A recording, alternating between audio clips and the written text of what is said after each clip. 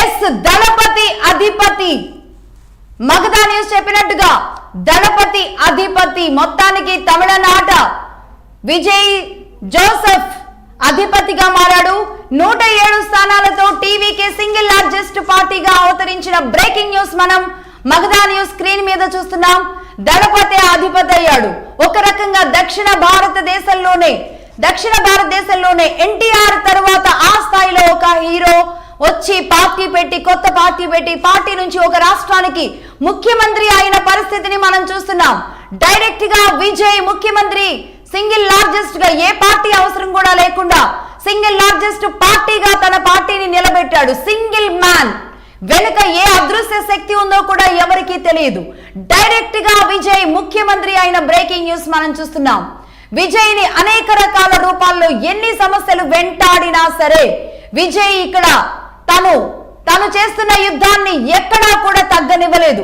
అదే నామినేషన్ సమయంలో కూడా తనకి ఎదురైన పరిస్థితులు అన్నింటినీ కూడా దాటుకుని విజయ్ ఒక రకంగా డిఎంకే లాంటి ఒక సాంప్రదాయక తీవ్రమైన ద్రవిడ భావజాలంతో ఉన్న ఒక డిఎంకే పార్టీని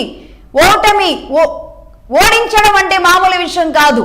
ఇప్పటి వరకు ఎన్ని పార్టీలు కూడా చేయలేని ఒక రకమైన పనిని డైరెక్ట్ గా ఒక విజయ్ అన్న వ్యక్తి సైలెంట్ గా అసలు తాను పార్టీ పెడతాడా అన్న దగ్గర నుంచి ఈ రోజు పార్టీ పెట్టడమే కాదు, పార్టీని నిలబెట్టడమే కాదు, పార్టీని ప్రజల్లోకి తీసుకువెళ్లడమే కాదు, తాను పూర్తిగా ఒక సింగిల్ లార్జెస్ట్ పార్టీగా దానిని తీసుకురావడం అంటే ఒక్కసారిగా విజయ్ని తమిళ ప్రజలు ఎలా నమ్మారు, తమిళ ప్రజలు ఎందుకు విజయ్ని నమ్ముతూ వచ్చారు?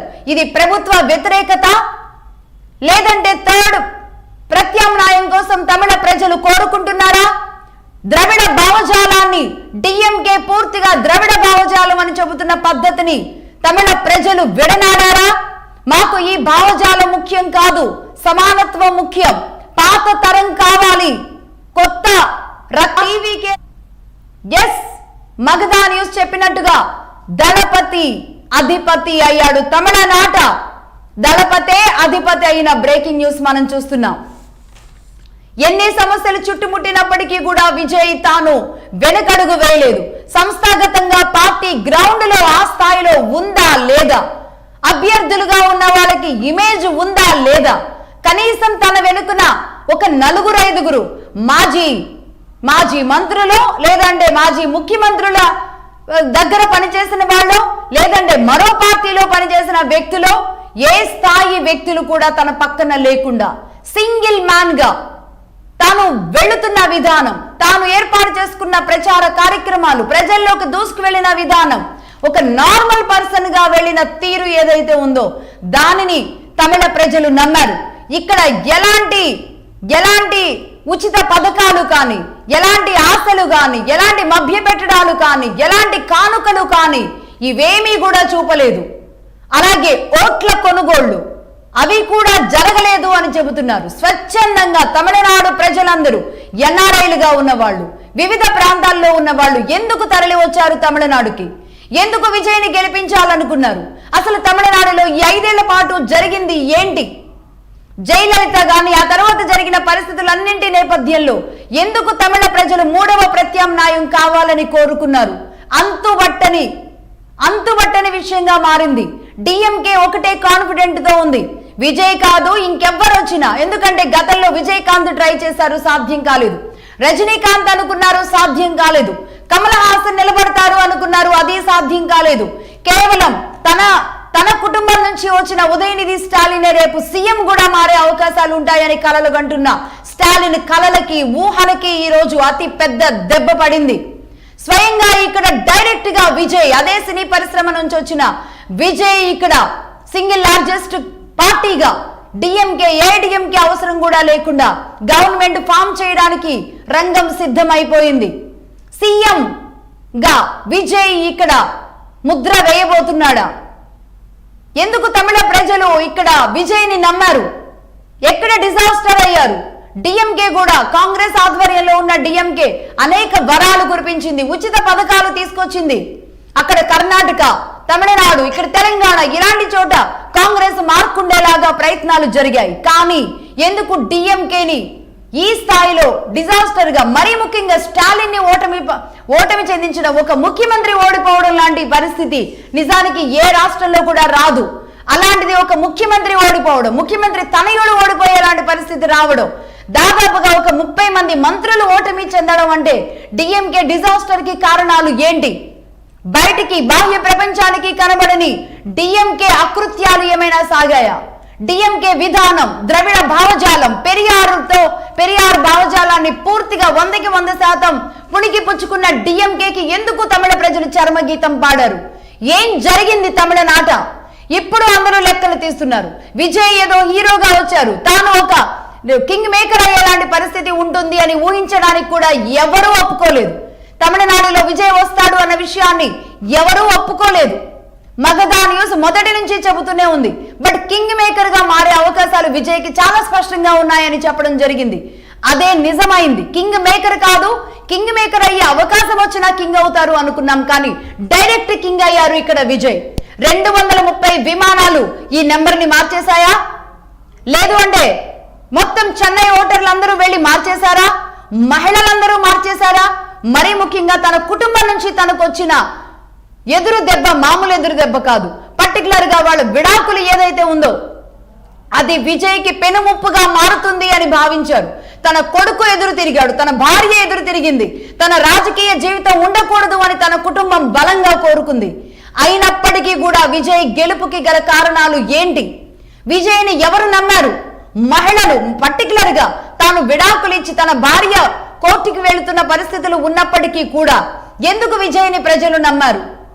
మహిళ ఎందుకు నమ్మారు? పర్టికులర్ గా కేవలం క్రిస్టియన్ ఓటు బ్యాంక్ మాత్రమే ఈ స్థాయిలోకి తీసుకొచ్చిన పరిస్థితులు ఉండవు. క్రిస్టియన్ ఓటు బ్యాంక్ మాత్రమే అనుకుంటే అక్కడ క్రిస్టియన్ బ్యాంక్ ఓటు బ్యాంక్ 18% ఉంది. 18% తో సాధ్యమైందా? మహిళలు 69% ఉన్నారు. మహిళల ఓటు బ్యాంక్ మొత్తం అటువైపు వెళ్ళిందా? ఎన్ఆర్ఐలు, అలాగే ఉద్యోగులు. బ్యాలెట్ మనం ఫస్ట్ పోస్టల్ బ్యాలెట్ లోనే మనం చూసుకుంటే పోస్టల్ బ్యాలెట్ లో ఓట్లు కూడా అంటే ఉద్యోగులు, మనం స్టార్టింగ్ లోనే చెప్పడం జరిగింది, ఉద్యోగులు కూడా గవర్నమెంట్ కి వ్యతిరేకంగా మూడవ ప్రత్యామ్నాయానికి అనుకూలంగా ఓటు వేసేలాంటి పరిస్థితి వచ్చింది. అంటే వీటన్నింటినీ మించి ఏం జరిగింది తమిళనాడులో ఇన్నాళ్ళు? ఈ 5 ఏళ్ల పాటు ఏం జరిగింది? స్టాలిన్ అంత ఘోరంగా తమిళనాడుని ఏలారా ఈ 5 ఏళ్లు? స్టాలిన్ కుటుంబం ఏమైనా విచ్చలవిడితనం చేసిందా?